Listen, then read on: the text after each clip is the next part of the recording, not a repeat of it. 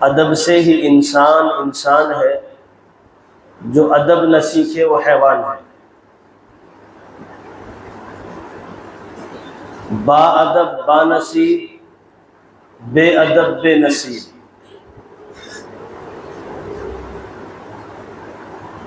اللہ تبارک و تعالیٰ کا شکر، اس کا احسان ہے کہ اس رب ذوالجلال نے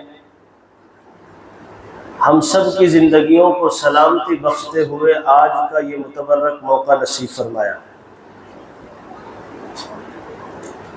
اور اس سے بڑھ کر کرم کی بات یہ ہے کہ اس رب ذوالجلال نے اس روئے زمین پر ہمیں بھیجا،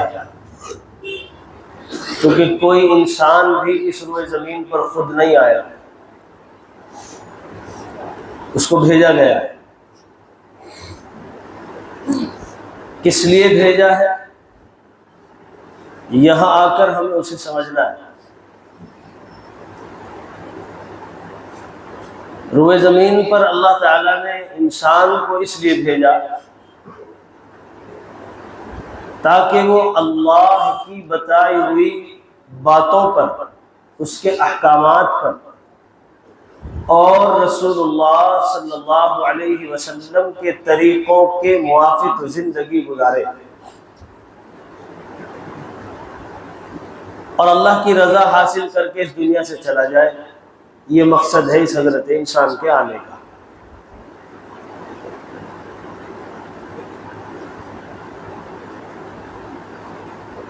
اس کے لیے اللہ تبارک و تعالی نے اپنا نظام مکمل فرمایا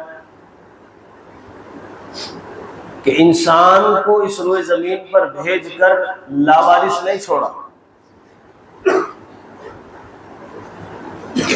آزاد نہیں چھوڑا۔ آج جو ہمارے ذہنوں کے اندر خاکہ بس چکا ہے کہ ہر انسان آزاد ہے، وہ اپنی مرضی کا مالک ہے، جو چاہے کرے، اس نعرے کو پیدا کیا جا رہا ہے، اس تصور کو پھیلایا جا رہا ہے۔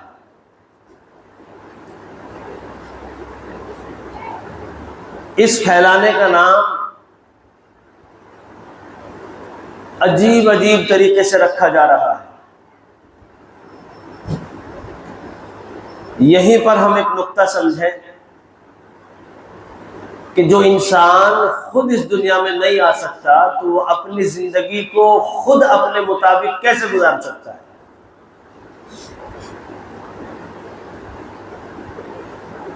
انسان کو اللہ تعالیٰ نے روئے زمین پر بھیجا، معلوم ہوا کہ یہ بھیجا ہوا آیا ہے، کسی نے اس کو پیدا کیا ہے، تو جس نے پیدا کیا ہے اس نے اس کو زندگی گزارنے کا طریقہ بھی عطا کیا ہوگا، ہے کہ نہیں بھائی؟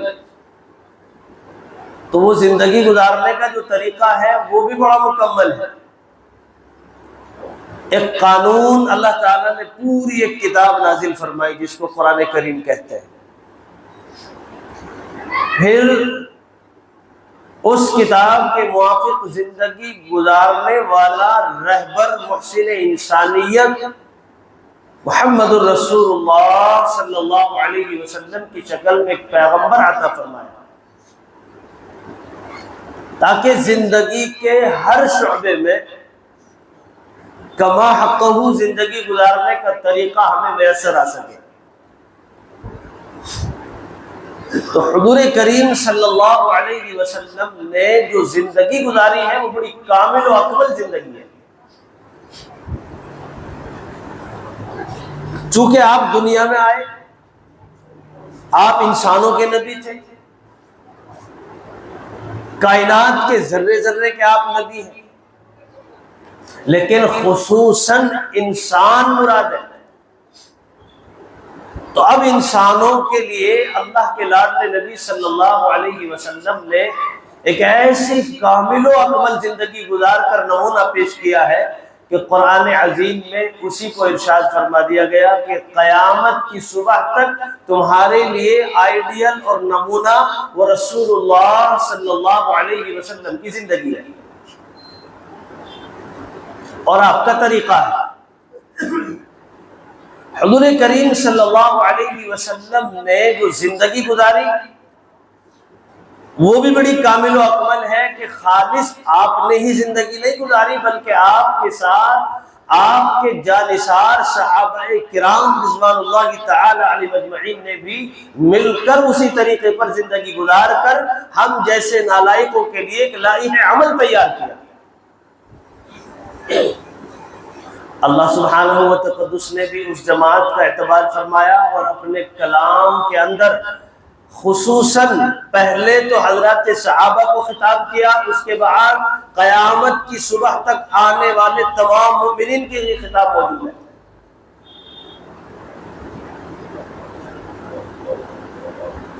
اس ساری تمہید کے بعد ہم اپنے ذہن کو صاف کریں،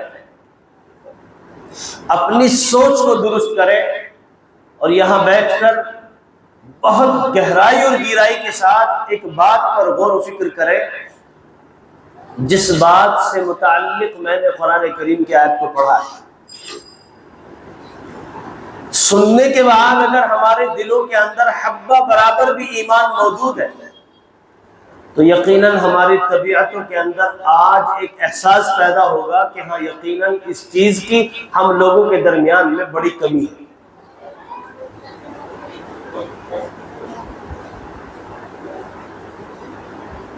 دیکھو اللہ سبحانہ و تقدس کا بڑا پختہ نظام ہے اور اللہ اپنے اس نظام کے موافق ہی فیصلے فرماتا ہے۔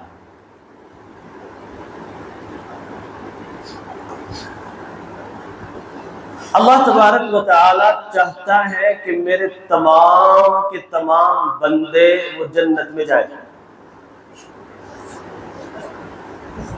اسی لیے اللہ تعالی نے اپنے نظام کو پختہ کیا اور اس پختگی میں ایک نظام ہے نسبت کا، کنیکشن کا، تعلق کا۔ اگر وہ نسبت اور وہ کنیکشن، وہ تعلق درست ہو جاتا ہے تو روئے زمین پر تمام کے تمام معاملات بندوں کے، انسانوں کے وہ درست ہو جاتے ہیں۔ اور یہ کوئی ہوائی بات نہیں ہے، خود حدیث مبارکہ میں نبی کریم صلی اللہ علیہ وسلم نے ارشاد فرمایا کہ سب سے پہلا کنیکشن تو ہمارا یہ ہے کہ ہم اللہ کے بندے ہیں، ہم لوگوں میں بندگی کا ایک کنیکشن اور تعلق یہ قائم ہے۔ روئے زمین پر اگر اللہ رب العزت کے تمام بندے اس کنیکشن کو سمجھ لیتے ہیں اور اس تعلق اور نسبت کا لحاظ رکھتے ہیں اور پھر زندگی گزارتے ہیں تو یقیناً اللہ تبارک و تعالیٰ اپنے بندوں کے تمام معمولات کو اور معاملات کو درست فرما دیتا ہے۔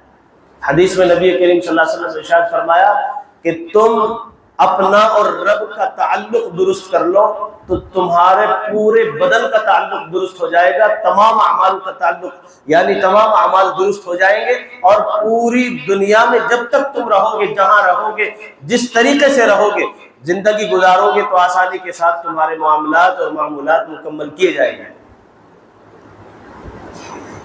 تو ایک تعلق تو، ایک کنیکشن تو، ایک نسبت تو اللہ رب العزت کی ہے جو بندگی کی ہے، ہم لوگ بندے ہیں۔ دوسرا کنیکشن، دوسری نسبت کہ ہم رسول اللہ صلی اللہ علیہ وسلم کے امتی ہیں، یہ بھی ایک تعلق ہے، کنیکشن ہے۔ اس تعلق، اس کنیکشن کا لحاظ رکھنا یہ ہم لوگوں کے اوپر فرض ہے، اور یہیں پر بس نہیں کیا بلکہ آپ چاہے جس رشتے کو بھی اٹھا لیں اس میں ایک کنیکشن موجود ہے، ایک تعلق پایا جاتا ہے۔ اگر وہ تعلق اور کنیکشن ملحوظ خاطر رہتا ہے تو یقیناً زندگی بڑی آسانی سے گزرتی ہے، اور اس تعلق اور اس کنیکشن، اس نسبت میں کمی آ جائے، اس کے لحاظ کو ملحوظ خاطر نہ رکھا جائے تو پھر یاد رکھیں وہیں سے بگاڑ اور تناؤ اور توڑ شروع ہو جاتا ہے۔ اس کے بعد انسان کی زندگی کے اندر جو ایک کنیکشن ہے وہ ہے ماں باپ کا۔ بندے اللہ کے ہیں امتی رسول اللہ صلی اللہ علیہ وسلم کے ہیں، اور اسی کے ساتھ ساتھ ہم کسی کی اولاد بھی ہیں۔ یہ اولاد کا کنیکشن اور تعلق، ماں باپ کا کنیکشن اور تعلق ایسا تعلق ہے، ایسا کنیکشن ہے، اگر اس کنیکشن کو بھی ملحوظ خاطر نہ رکھا جائے تو پھر ماں اور باپ یعنی اولاد کا تال میل ٹھیک نہیں رہتا۔ اس کے بعد پھر میاں اور بیوی کا کنیکشن ہے، ایک تعلق ہے۔ رشتہ زوجیت میں ایک اجنبی تھا، لیکن نکاح ہونے کے بعد، اللہ کے حکم پر عمل کرنے کے بعد، رسول اللہ صلی اللہ علیہ وسلم کے طریقے کو اختیار کر لینے کے بعد، اب وہ دو اجنبی مکمل اپنائیت میں تبدیل ہو گئے۔ جس کا اب سے پہلے دیکھنا حرام تھا، اب اس کا دیکھنا عبادت بن رہا ہے۔ یہ کس وجہ سے؟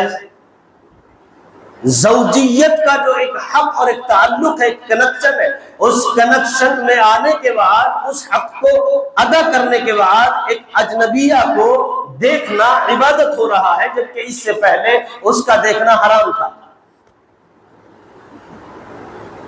یہ جو کنیکشن اور تعلق پر میں بات کر رہا ہوں، اسی پر مجھے بات کرنی ہے اور اسی کو سمجھانا ہے، چونکہ یہ کنیکشن اور تعلق ایسا ہے جو نظر نہیں آتا، مگر یہ کارگر بہت ہے، بہت جلدی کے ساتھ متاثر ہوتا ہے، بہت جلدی کے ساتھ اس تعلق اور کنیکشن کا اثر پڑتا ہے۔ اسی کے ساتھ ساتھ اس امت محمدیہ صلی اللہ علیہ وسلم کا ایک تعلق اور کنیکشن جو قیامت کی صبح تک قائم و دائم رہے گا، وہ تعلق اور کنیکشن ہے عوام کا اور علماء کا۔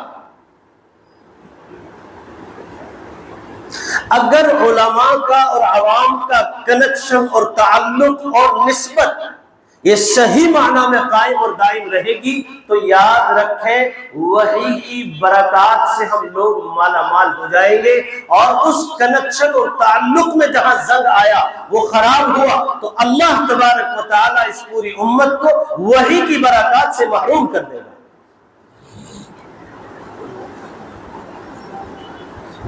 تو اب یہاں جو میں نے آیت کریمہ آپ حضرات کے سامنے پڑھی ہے، اس میں اسی کنیکشن کا تذکرہ ہے۔ اللہ تعالیٰ ارشاد فرماتا ہے کہ اے ایمان والو، تمہارے اوپر ضروری ہے کہ جب تم رسول اللہ صلی اللہ علیہ وسلم کی مجلس میں حاضر ہو یا آپ علیہ السلام کی موجودگی میں تمہارا کہیں آمنا سامنا ہو جائے یا بیٹھنے کا موقع ملے، تو اللہ رب العزت ایک ادب اور ایک احترام اور ایک تعظیم کی انتہائی درجے کی تعلیم فرما رہا ہے۔ ارشاد فرمایا کہ تم ہرگز اپنی آوازوں کو نبی صلی اللہ علیہ وسلم کی آواز سے اونچا نہ کرنا۔ کیوں؟ اس لیے کہ اگر اونچا کیا تو پھر کیا ہوگا؟ اللہ رب العزت خیر سے محروم فرما دے گا۔ یا ایھا الذین آمنوا لا ترفعوا اصواتکم فوق صوت النبی، اے ایمان والو تم اپنی آوازوں کو نبی صلی اللہ علیہ وسلم کی آوازوں سے بلند مت کرنا۔ اس میں کئی چیزوں کی طرف اشارہ ہے،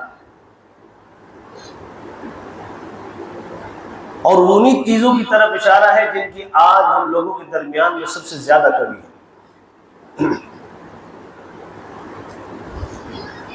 ایک تو بولنا بھی بڑا آہستگی سے ہے، اور دوسرے یہ کہ جب نبی علیہ السلام تشریف فرما ہو اور دین کے اوپر کوئی بات چل رہی ہو تو موجودہ مجلس میں بیٹھے ہوئے تمام لوگوں کے اوپر یہ فرض ہے کہ وہ نبی علیہ السلام کی موجودگی میں اپنے اس علم کا اظہار نہ کرے، خاموش رہے۔ حضرات صحابہ کو حضور کریم صلی اللہ علیہ وسلم کی موجودگی میں بولنے کا حکم نہیں تھا، اور تعظیم کی انتہا درجے کی غایت درجے کی بات یہ تھی کہ خود حضرات صحابہ کرام رضوان اللہ تعالی علیہم اجمعین اپنے اوپر فرض کر لیا کرتے تھے اس بات کو کہ حضرات صحابہ خود نبی کریم صلی اللہ علیہ وسلم کی موجودگی میں بولتے نہیں تھے۔ نظام بہتر چل رہا تھا، سب کی اصلاح ہو رہی تھی۔ ثبوت ہے باقاعدہ روایت سے، حضرت عبداللہ ابن عمر رضی اللہ تعالی عنہ جلیل القدر صحابی کے صاحبزادے ہیں، خلیفہ دوم اسلام کے دوسرے خلیفہ حضرت عمر فاروق رضی اللہ تعالی عنہ کے صاحبزادے ہیں۔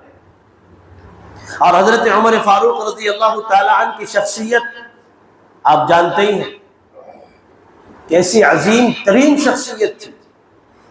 وہ فاروق اعظم کہ جس نے بیت المقدس کو فتح کیا اور جس کے بارے میں پہلے پیشین گوئی فرما دی گئی کہ ایک ایسا صحابی اللہ کے رسول صلی اللہ علیہ وسلم کا دیوانہ اور مستانہ آئے گا کہ ایک غلام اس کے ساتھ ہوگا، لیکن جب بیت المقدس کی طرف بڑھیں گے تو بیت المقدس تک پہنچنے تک کا جو سفر ہوگا اس میں غلام کی باری آئے گی، وہ سواری پر سوار ہوگا اور پھر وہ مالک ہونے کی حیثیت سے، آقا ہونے کی حیثیت سے، امیر المؤمنین ہونے کی حیثیت سے وہ نکیل پکڑ کر اس سواری کی پیدل چل رہا ہوگا۔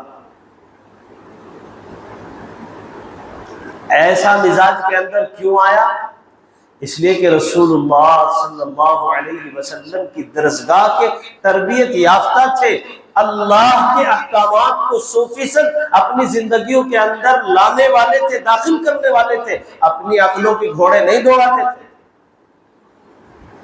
آج اگر کسی کو 2 حرف آ جائے پڑھنے لکھنے تو وہ علماء کو بے وقوف سمجھتا ہے، اپنی موجودگی درج کراتا ہے، مجلس ہو رہی ہو، بیٹھے ہو، بات چل رہی ہو اور کسی کو 2 حرف آتے ہو، کسی نے مسئلہ دریافت کر لیا ہو، جبکہ وہاں ایک عالم دین موجود ہے، ایک مفتی موجود ہے، ایک مفسر موجود ہے، ایک شیخ الحدیث موجود ہے، ایک محقق موجود ہے، دین کا داعی موجود ہے، اور پھر بھی اس کے بعد ہم لوگوں میں سے 2 حرف پڑھنے والا سب سے پہلے بول اٹھتا ہے کہ ایسے نہیں، ایسا ہے۔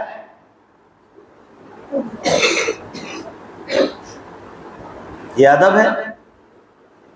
پوری امت میں ایسا ہو رہا ہے کہ نہیں ہو رہا؟ بولو، زور سے بولو، ایسا ہو رہا ہے کہ نہیں ہو رہا؟ حضرت عبداللہ ابن عمر رضی اللہ تعالی عنہ اپنے والد محترم کے ساتھ ہے اور بہت سارے صحابہ موجود ہیں، حضرت ابو بکر صدیق رضی اللہ تعالی عنہ موجود ہے۔ آپ علیہ السلام مجلس میں بیٹھے ہیں، آپ نے دین سے متعلق کسی بات کے بارے میں سوال کیا، تمام صحابہ خاموش ہو گئے۔ حضرت ابو بکر صدیق رضی اللہ تعالی عنہ سے سوال کیا، آپ جواب نہ دے سکے۔ حضرت عمر رضی اللہ تعالی عنہ سے سوال کیا، آپ جواب نہ دے سکے۔ الغرض جتنے تمام صحابہ تھے سب سے سوال کیا گیا لیکن آپ نے جواب نہ دیا۔ اس بات کے متعلق حضرت عبداللہ ابن عمر رضی اللہ تعالی عنہ کو علم تھا، لیکن اس موجودگی میں جب باپ جواب نہ دے سکا تو بیٹا اپنا علم ہونے کے باوجود بھی، اس کے بیٹے کے پاس علم ہے لیکن اس کے باوجود بھی خاموش رہے۔ نبی کریم صلی اللہ علیہ وسلم نے اس بات کے بارے میں خود ارشاد فرمایا۔ جب گھر پہنچے تو حضرت عبداللہ ابن عمر رضی اللہ تعالیٰ عنہ نے ارشاد فرمایا کہ اے والد محترم، کیا یقیناً آپ کو اس بات کا علم نہیں تھا یا آپ نے جواب ہی نہیں دیا؟ حضرت عمر فاروق رضی اللہ تعالیٰ عنہ نے ارشاد فرمایا کہ بیٹے یقیناً مجھے اس بات کا علم نہیں تھا، کیونکہ صحابہ تھے، ان کا تو دین مکمل تھا، دل بنا ہوا تھا۔ تو اب حضرت عمر فاروق رضی اللہ تعالیٰ عنہ پوچھتے ہیں کہ بیٹے کیا تمہیں علم تھا؟ فرمایا کہ ہاں ابا حضور مجھے علم تھا۔ تو فرمانے لگے تو تم نے جواب کیوں نہ دیا؟ اب بیٹے کا جواب سنیں اور اپنے کلیجوں پر ہاتھ رکھیں۔ ارشاد فرمایا کہ اے ابا حضور، اگر میں اللہ کے رسول صلی اللہ علیہ وسلم کی موجودگی میں، آپ کی موجودگی میں اس کا جواب دیتا تو 2 برائیاں لازم آتی۔ ایک تو یہ کہ بیٹے کی موجودگی میں باپ موجود ہے اور پھر بیٹا اس کا جواب دے رہا ہے تو توہین ہوتی باپ کی بھی اور رسول اللہ صلی اللہ علیہ وسلم کی بھی، اس لیے میں جان بوجھ کر خاموش رہا۔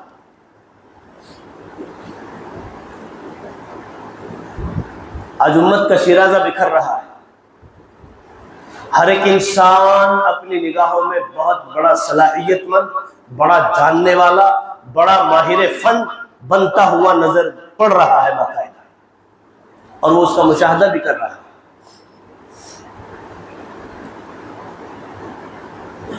میرے عزیز بزرگ دوستو، اس طرح کا ادب اپنے اندر پیدا کرنا ضروری ہے. ہمارے بزرگان دین نے اس پر بڑی محنتیں کی ہیں. کوئی سی بھی تحریک ہو، میں کسی کو ٹارگیٹ نہیں کر رہا، لیکن یقیناً جس درجے میں ہم میں کمی ہے اس درجے میں ہمیں اصلاح ضروری ہے. جس کا جتنا جو کام ہے وہ بس اتنا اسی کام کو کرے تو انشاءاللہ دین محفوظ رہے گا، بڑھتا رہے گا. اور اگر ہم نے اس میں خلط ملط کر دیا اور جس کا جو کام ہے وہ نہ کیا، اس سے ایک قدم آگے بڑھے یا اس سے ایک قدم پیچھے ہٹے، یاد رکھو دین کا حلیہ بگڑ جائے گا. آج پوری امت پر یہ بات فرض ہے کہ وہ اس کنیکشن کا لحاظ رکھے، اس ادب کے دامن کو اپنے ہاتھوں سے جانے نہ دے، ورنہ جہاں اس طرح کا بے ادبی کا معاملہ ہوتا ہے تو یقیناً کنیکشن کے اندر کمزوری آ جاتی ہے. اور میں نے عرض کیا تھا کہ وہ کنیکشن نظر نہیں آتا، وہ نسبت نظر نہیں آتی، کیونکہ دین سراسر پورے طور پر اگر سیکھا جا سکتا ہے تو یقیناً وہ علماء ہی سے سیکھا جا سکتا ہے. علماء کے علاوہ کسی سے دین کو سیکھا نہیں جا سکتا. جانا تو جا سکتا ہے مگر سیکھا نہیں جا سکتا. زمین آسمان کا فرق ہے ان دونوں لفظوں میں. دین کا جاننا یہ ایک علیحدہ چیز ہے اور دین کا سیکھنا ایک علیحدہ چیز ہے. اور آج دین کو صرف جنایا جا رہا ہے، صرف اس کا تعارف کرایا جا رہا ہے، سکھایا نہیں جا رہا، سیکھا نہیں جا رہا، بس معلومات اکٹھی کی جا رہی ہیں. علماء کا تو ہم استعمال کر ہی نہیں رہے.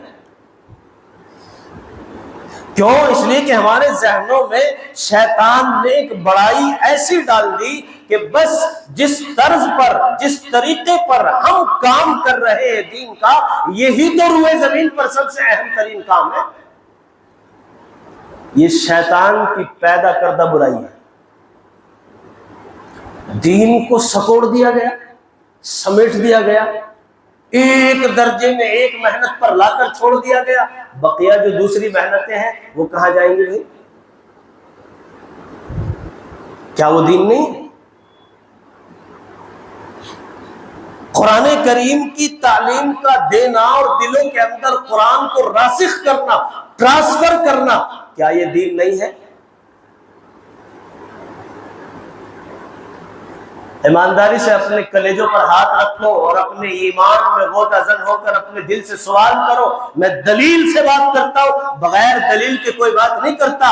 کیا وہ دین نہیں تھا کہ آقا نامدار وجہ تخلیق کائنات، امام الانبیاء، فخر موجودات کبریا محمد الرسول اللہ صلی اللہ علیہ وسلم پر حضرت جبرائیل علیہ السلام وحی لے کر نازل ہوتے ہیں اور آ کر آپ کی خدمت میں کہتے ہیں اقرأ بسم ربک الذی خلق، پڑھیے آپ اپنے رب کے نام سے جو ہم سب کا پیدا کرنے والا ہے. آپ جواب میں ارشاد فرماتے ہیں ما انا بقاری، 3 مرتبہ سوال و جواب ہوتا ہے اور آپ تینوں مرتبہ ایک ہی جواب دیتے ہیں. حضرت جبرائیل علیہ السلام نے اللہ کے رسول صلی اللہ علیہ وسلم کو اپنے سینے سے لگایا اور دبوچا، اور بہت زوردار قسم سے دبوچا.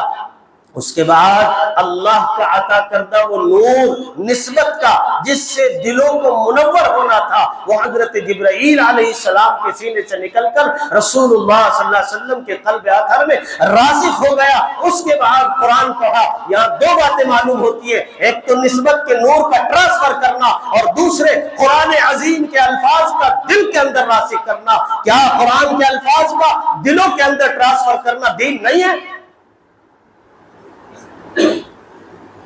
معلوم ہوا کہ نبوت کا سب سے پہلا کام جو ہے وہ قرآن کریم کے الفاظ کو دلوں کے اندر اتارنا، یہ نبوت کا سب سے پہلا کام ہے.